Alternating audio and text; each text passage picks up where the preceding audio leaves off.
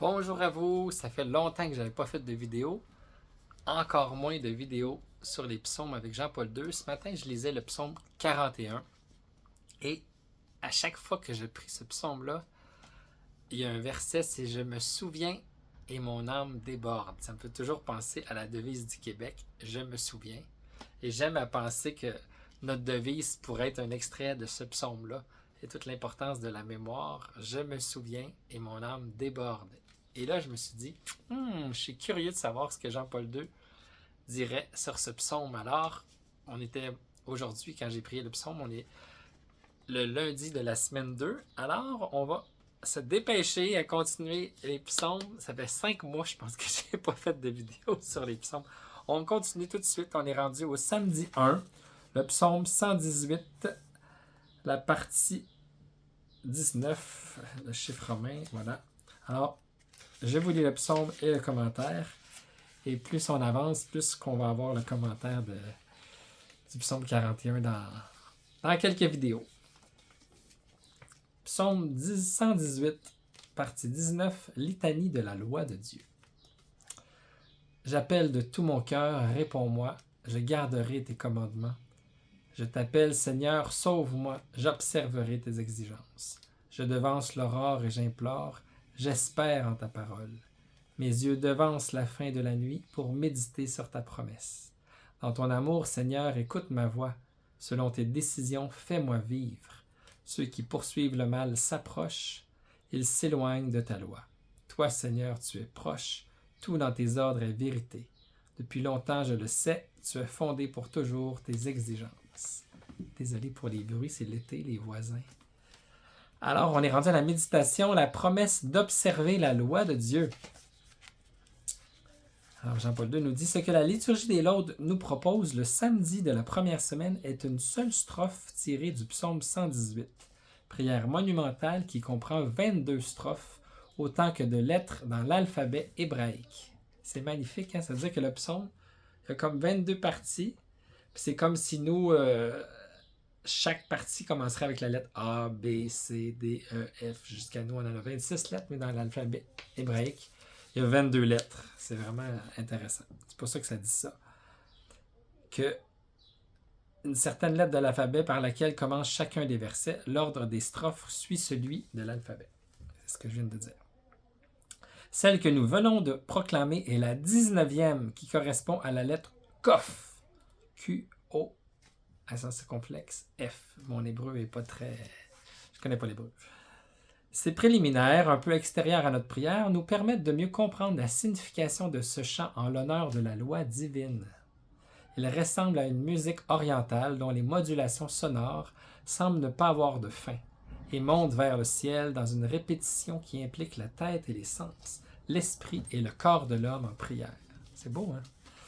Dans une séquence qui se déroule de Aleph à To, Aleph c'est la première lettre en hébreu, ça je le sais, puis To c'est la dernière, c'est-à-dire de la première à la dernière lettre de l'alphabet, nous dirions de A à Z.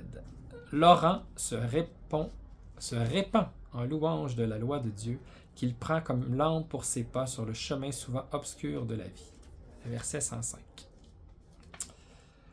On dit que le grand philosophe et scientifique Blaise Pascal récitait chaque jour ce psaume qui est le plus long de tous les psaumes, tandis que le théologien Dietrich Bonhoeffer, assassiné par les nazis en 1945, en faisait une prière vivante et actuelle lorsqu'il écrivait « Sans doute le psaume 118 est lourd de par sa longueur et sa monotonie, mais nous devons procéder mot après mot, phrase par phrase, très lentement et patiemment. Nous découvrirons alors que les répétitions apparentes sont en réalité des aspects nouveaux d'une seule et même réalité, l'amour porté à la parole de Dieu. » Parce que ça va revenir, il y a plein de mots, en tout cas il va peut-être le dire plus tard, là, mais à chaque verset, il y a le mot soit décret, parole, c'est tous des synonymes. Il y a peut-être quelques versets qui ne l'ont pas, mais à chaque verset, il y a un synonyme en tout cas, vous allez voir. L'amour porté à la parole de Dieu. Comme cet amour ne peut jamais avoir de fin, ainsi les paroles qui le confessent sont-elles sans fin. Elles peuvent nous accompagner pendant toute notre vie et dans leur simplicité, elles deviennent prières de l'enfant de l'homme du vieillard. C'est beau, hein? C'était un extrait de Prier avec les psaumes du Christ en 78. Le fait de répéter aide non seulement la mémoire lors du chant choral, mais est une voie pour stimuler l'adhésion intérieure et l'abandon confiant entre les bras de Dieu, invoquer et aimer. Nous voulons signaler une de ces répétitions du psaume 118 qui est très significative. Chacun des 176 versets qui composent cette louange de la Torah, c'est-à-dire de la loi et de la parole divine, contient au moins un des 8 mots par lesquels se définit la Torah elle-même. C'est ce que je vous disais tantôt. Loi, parole, témoignage, jugement, exigence, décret, précepte, ordre. On célèbre ainsi la révélation divine qui est dévoilement du mystère de Dieu, mais aussi guide moral pour l'existence du fidèle. Dieu et l'homme sont de cette manière unis en un dialogue qui se compose de paroles et d'œuvres, d'enseignement et d'écoute, de vérité et de vie. Venons-en maintenant à notre strophe, les versets 145 à 152, qui est bien adaptée à l'atmosphère des laudes matinales. En effet, la scène placée au centre de cet ensemble de 8 versets est une scène nocturne, mais ouverte sur le jour nouveau. Après une longue nuit d'attente et de veille en prière dans le temple, lorsque l'aurore pointe à l'horizon et quand commence la liturgie, le fidèle est certain que le Seigneur exaucera celui qui a passé la nuit en oraison, espérant et méditant la parole de Dieu. Réconforté par cette certitude devant la journée qui s'ouvre devant lui, il ne craindra plus les dangers, il sait qu'il ne sera pas emporté par les persécuteurs qui cherchent à s'emparer de lui par traîtrise. Le verset 150, parce que le Seigneur est à ses côtés.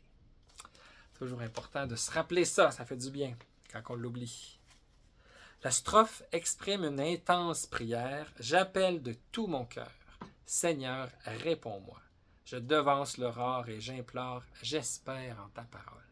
Les versets 145 à 147. Dans le livre des Lamentations, on lit cette parole. Debout, pousse un cri dans la nuit au commencement des rondes de la sentinelle. Répands ton cœur comme de l'eau devant la face du Seigneur. Lève tes mains vers lui. C'est Lamentation 2, 19. Saint Ambroise disait, ne sais-tu pas, homme, que tu dois offrir chaque jour à Dieu les prémices de ton cœur et de ta voix. À l'aube, hâte-toi de porter à l'Église les prémices de ta piété. C'est beau, hein? C'était un extrait de son commentaire sur un des psaumes. Notre strophe est en même temps l'exaltation d'une certitude. Nous ne sommes pas seuls, car Dieu écoute et intervient. L'homme en prière dit « Toi, Seigneur, tu es proche ». Le verset 151. D'autres psaumes le redisent « Sois proche de moi, rachète-moi, paie ma rançon à l'ennemi ». Le psaume 68, 19. Le Seigneur est proche du cœur brisé, il sauve l'esprit abattu. Le psaume 33, 19. Alors, c'était l'audience générale du 14 novembre 2001 et j'espère qu'on va se revoir très bientôt pour continuer notre sprint jusqu'au psaume 41, je veux dire, et continuer aussi. Alors, c'est une belle nourriture. Continuons à prier les psaumes, ça fait toujours du bien. À très bientôt!